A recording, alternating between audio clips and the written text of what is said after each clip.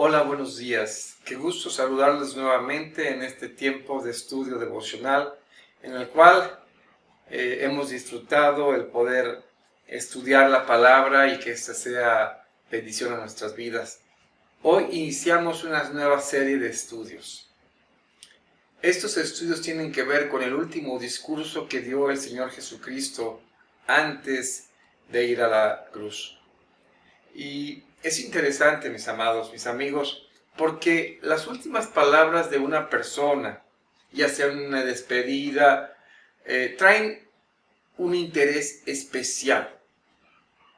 Ya sea alguien que se está despidiendo porque se cambiará a vivir a otro lugar, o algún gobernante en su última etapa, la última clase de algún maestro, alguna última charla, no lo sé, pero estas palabras cobran importancia.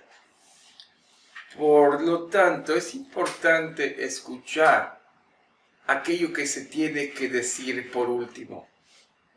Ese es el tipo de discurso que el Señor Jesucristo dio a sus discípulos, y estas últimas palabras fueron antes de su crucifixión.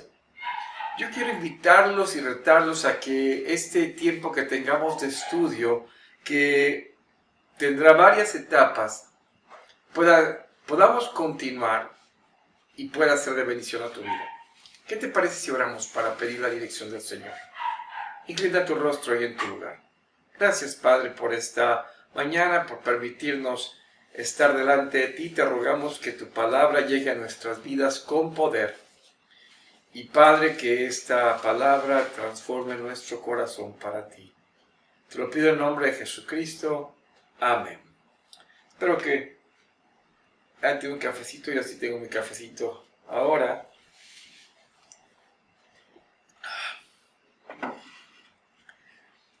Estamos iniciando esta serie de estudios.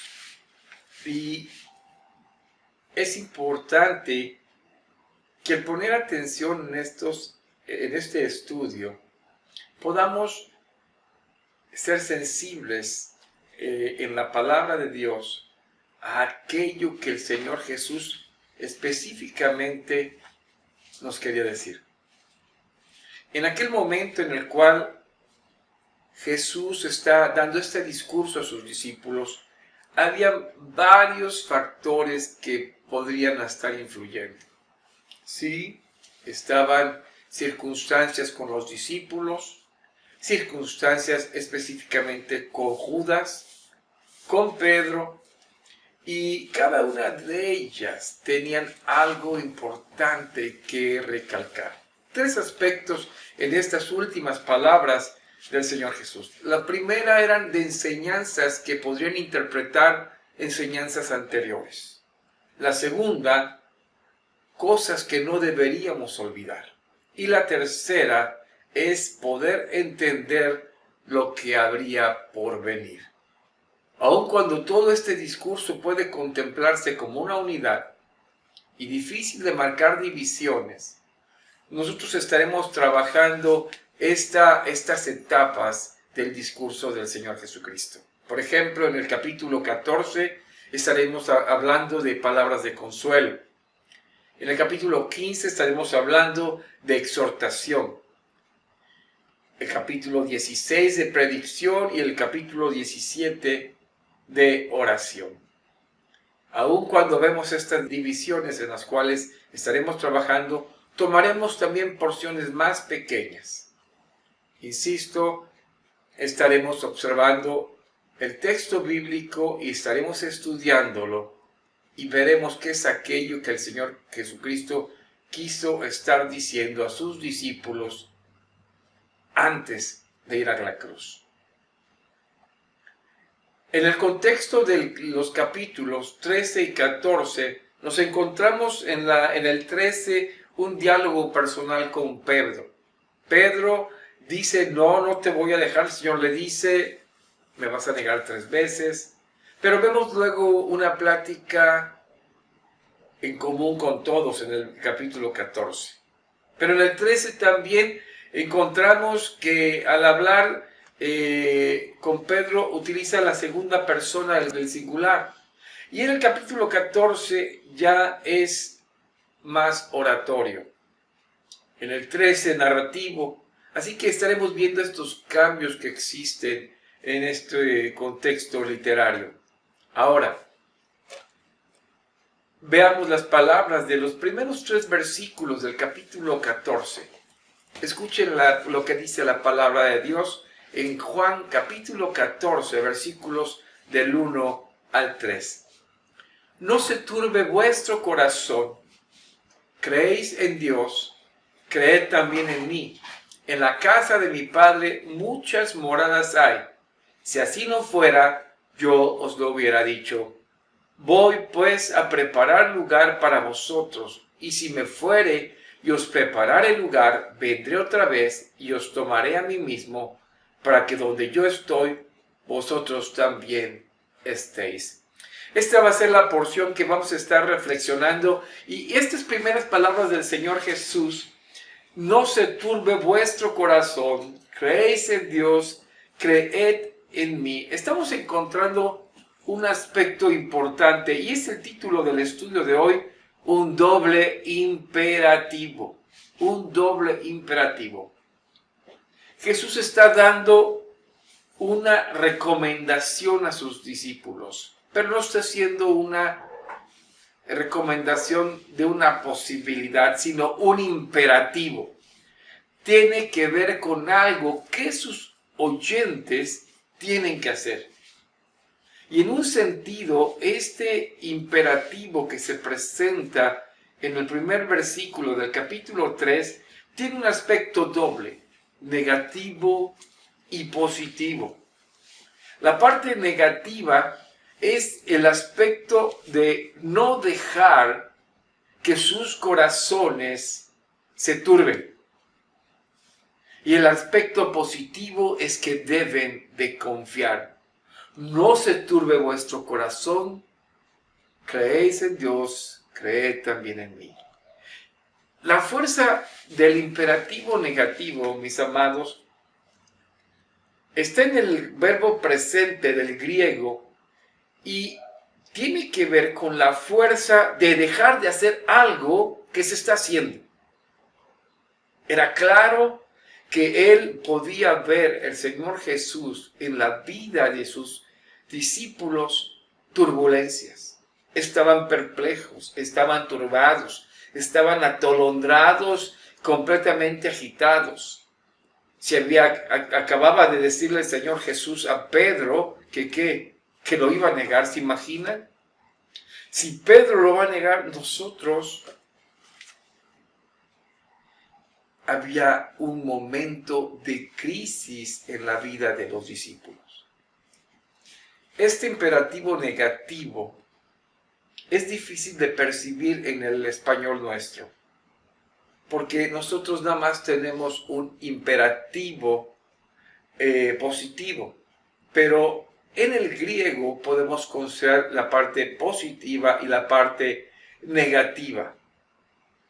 Por lo tanto, Jesús, aún con cierta ternura, es firme al decirle a sus discípulos: no se turbe vuestro corazón. Este verbo también se traduce en creéis y creed, es la misma forma. Muchos comentaristas prefieren poner creed en ambos. Creed en Dios, creed también en mí.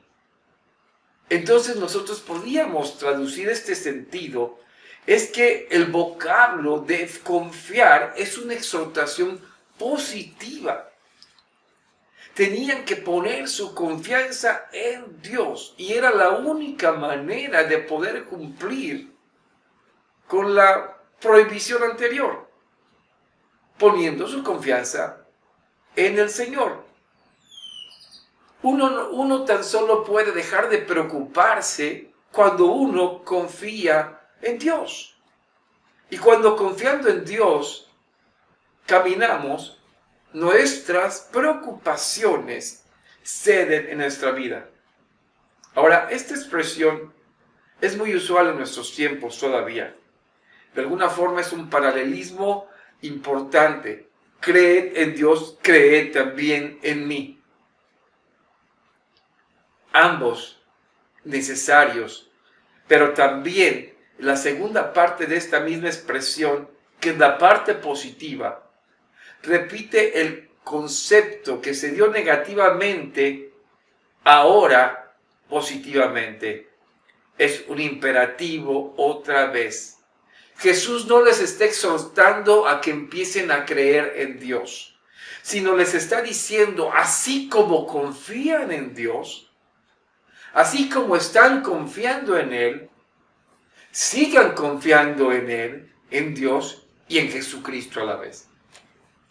Este es el primer sentido de este pasaje cuando nos dice, no se turbe, no tengas miedo en tu corazón.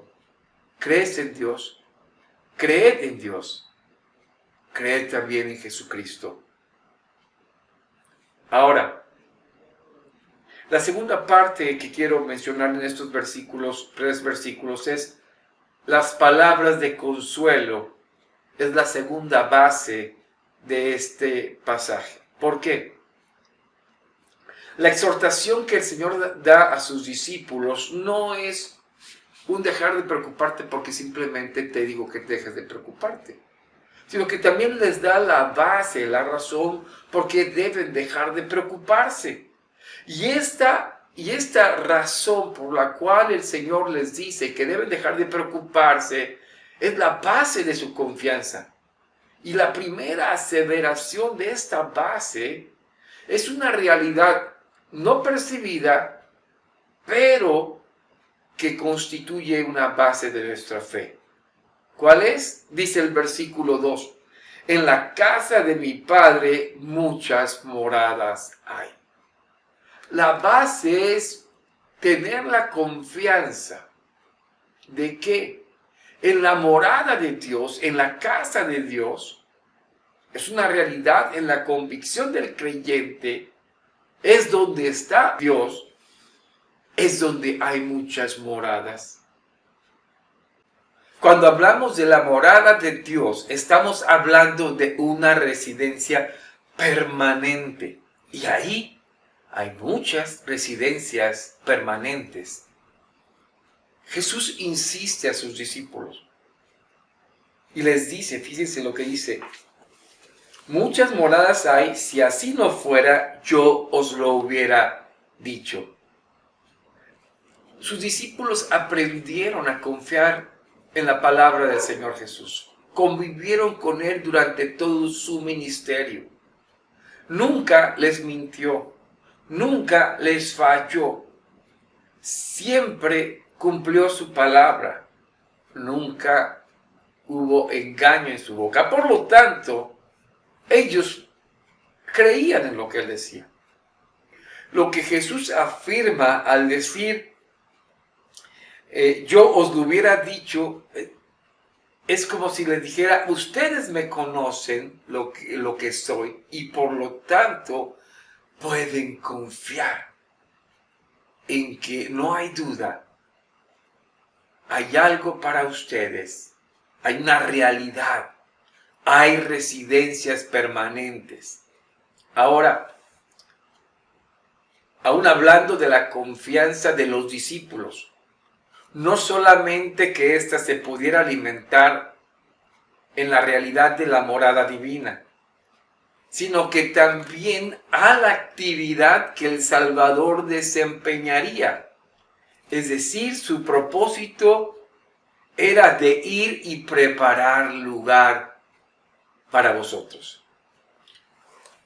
La morada de Dios es la obra del Salvador, y el Salvador va a preparar lugar para quien, para los suyos. Cristo es la cabeza de su cuerpo y damos por sentado que donde esté Cristo, ahí estará su cuerpo. Así que la exhortación, no se turbe vuestro corazón, creéis en Dios, creed también en mí, está basado en el hecho de la promesa de un lugar que el Salvador estará preparando Y esta suma y conjunto completo es lo que viene a traer confianza a la vida de sus discípulos.